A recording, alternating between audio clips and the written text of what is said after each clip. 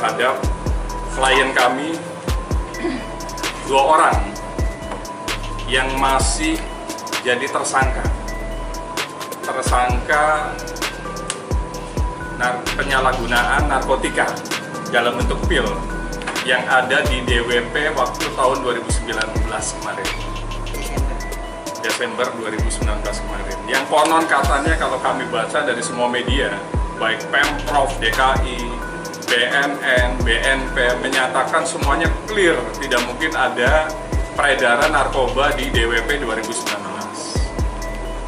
Namun faktanya bahwa ternyata ada transaksi yang cukup masif dan terstruktur dan sistemik yang ada di DWP 2019. Buktinya apa? Konon dugaannya menurut klien kami ada 145 yang tertangkap oleh kepolisian, baik Polda Metro ataupun BNN ataupun BNP. Pertanyaannya, kenapa hanya klien kami yang diproses sampai menjadi tersangka? Mereka berdua sudah ada sekitar 4 bulan sampai 5 bulan di rutan narkoba Polda Metro Jaya tanpa ada kepastian apakah akan ditingkatkan ke tahap 2 atau mau disidangkan atau mau dibebaskan. Kenapa semakin lama di rutan? Ini menurut kami sudah melanggar hak asasi manusia. Kebebasan apapun sudah hilang. Apalagi masih muda, masih produktif. Kenapa tidak dilakukan upaya keadilan oleh penegak hukum, baik Polda Metro ataupun oleh Kejaksaan Tinggi DKI Jakarta ataupun Kejaksaan Negeri Jakarta Pusat? Apakah memang sedemikian keadilan ini susah untuk didapatkan oleh kaum marginal dan harus melakukan upaya-upaya yang tidak patut agar terbebas dari ketersangkaan ini? Mereka masih muda, mereka selalu aktif komunikasi ke kita datengin juga. Namun mereka juga miris, menangis karena sampai sekarang tidak bisa menghirup udara segar. 4 bulan itu waktu yang cukup sebenarnya, kalau memang alat buktinya cukup. Untuk apa? P21 dibawa ke Pengadilan Negeri Jakarta Pusat. Dan ini kita sebagai kuasa hukum sangat miris lagi. Semoga dari preskon ini membuka mata telinga aparatur, baik aparatur sipil di Pemprov terhadap kegiatan DWP, aparatur penegak hukum baik itu kepolisian yang ada di Polda Metro ataupun BNN dan BNP. Kebetulan hari ini ada praktisinya, ada klien partner kita juga namanya Pak Tommy, ada praktisi DJ, ada ibu dari salah satu tersangka yang masih ada di dalam rutan Tahti. Jadi semoga hari ini bisa membawa dan membuka nurani semua aparatur baik penegak hukum ataupun aparatur sipil bahwa DWP yang katanya clean and clearance ternyata ada peredaran yang masif di sana. Mungkin silakan Mbak Dinar, rekan kami Pak Tommy, nanti Bunda untuk bisa ikut urun rembuk karena ini adalah masalah kita bersama, masalah anak bangsa. Kenapa peredaran ini masih masif? Yang konon katanya clear, tapi kok masih ada saja. Silakan disambung oleh partner kami, Pak. Agak sedikit Bang. Saya kuasa hukum dari salah satu dua orang ya, sebetulnya dari 5 orang. Ada 5 orang. Nah, ini sampai saat ini tidak ada kepastiannya.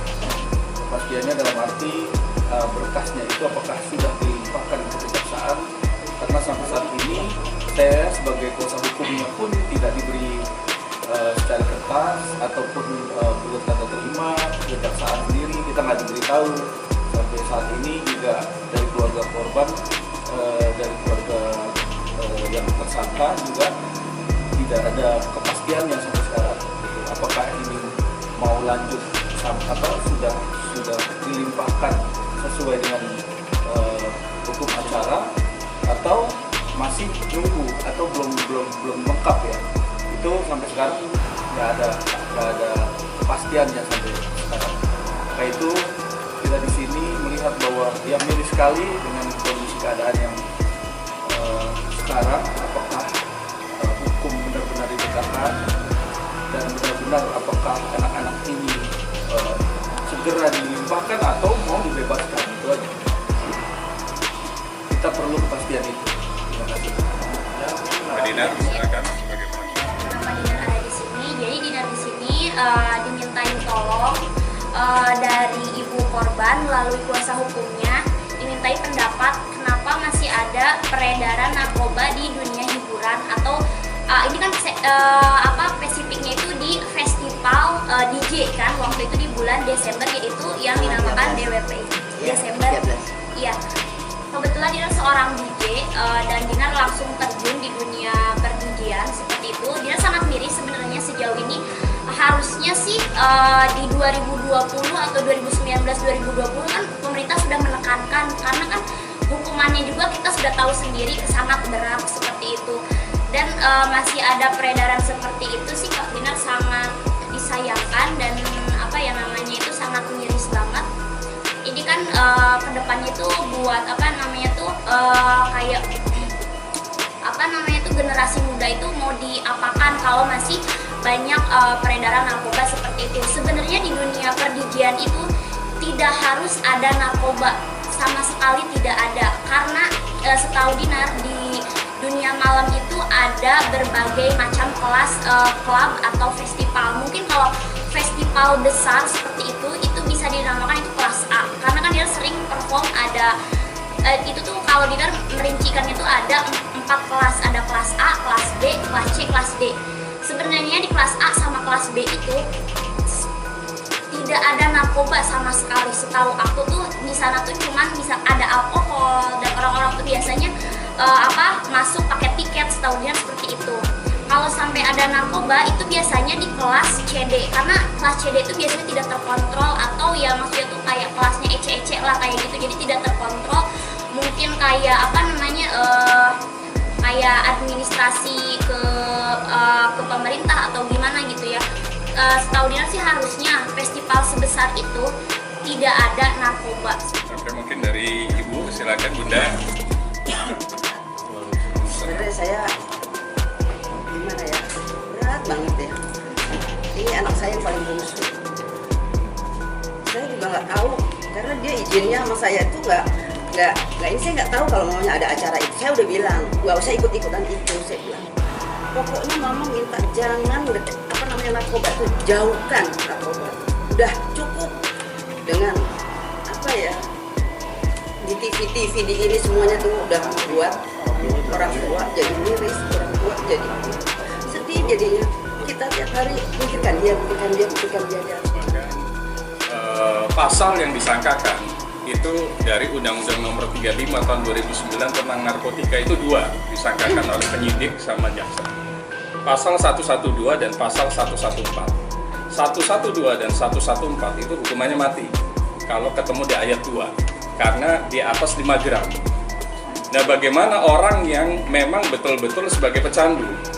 Kami sebagai praktisi hukum ini hanya menyampaikan kepada regulator. Kalau memang betul-betul orang tersebut yang ditangkap adalah pengguna, dibuktikan di fakta persidangan dalam pengadilan, meskipun tidak ada pasal 127, seyogianya tuntutan dan vonisnya adalah vonis sebagai pengguna. Kenapa? Karena kalau sebagai pengedar juga akan dicampur dengan pengedar yang sebenarnya, bandar yang sebenarnya, dan mereka akan kecanduan terus-menerus. Kalau memang faktanya, kami sebagai praktisi hukum, faktanya memang sebagai pengguna, seyogianya langsung divonis ke RSKO, direhab, atau ke panti rehabilitasi. Karena mereka harus didetok, bukan digabungkan dengan bandar ataupun dan kurir. Karena namanya bandar memiliki barang, dimanapun adalah pasar. Nah, kami berharap nanti ke depannya kalaupun klien kami disidangkan dan memang tidak ada pasal 127, mohon jaksa, mohon kepada majelis hakim agar melihat nurani. Karena bagaimanapun ini adalah anak bangsa dan mereka jangan sampai dicampur di satu tempat dengan bandar.